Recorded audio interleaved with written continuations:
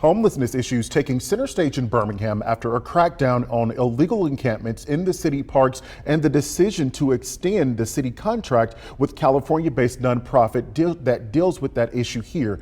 WVTM 13's Lisa Crane has more on urban alchemy and why one city council member believes it's not worth the hefty cost. We're at Lynn Park right now, and you can see there is a tent behind me right here. Now, there is an unhoused man who is staying in it despite the fact that it is illegal to camp in city parks. And just yesterday, all the tents here were cleared out. Urban Alchemy is the nonprofit organization that responds to non-medical and non-emergency issues involving the Magic City's unhoused community.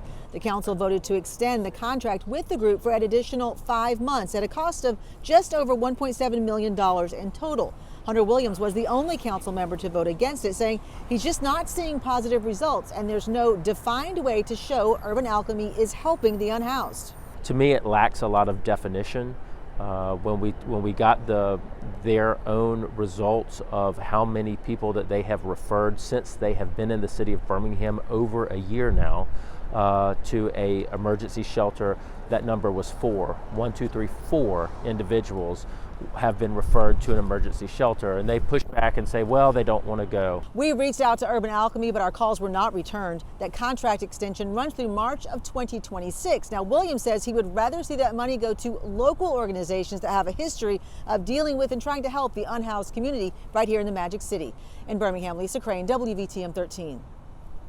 Lisa mentioned authorities cracking down on tents in city parks. Take a look at this video shot by Eric Hall with Black Lives Matter Birmingham. It shows workers throwing away belongings of the homeless who were living in the park. BLM and other groups converged on the area to give rides to those who were being displaced. Now, they were taken to locations outside the city limits.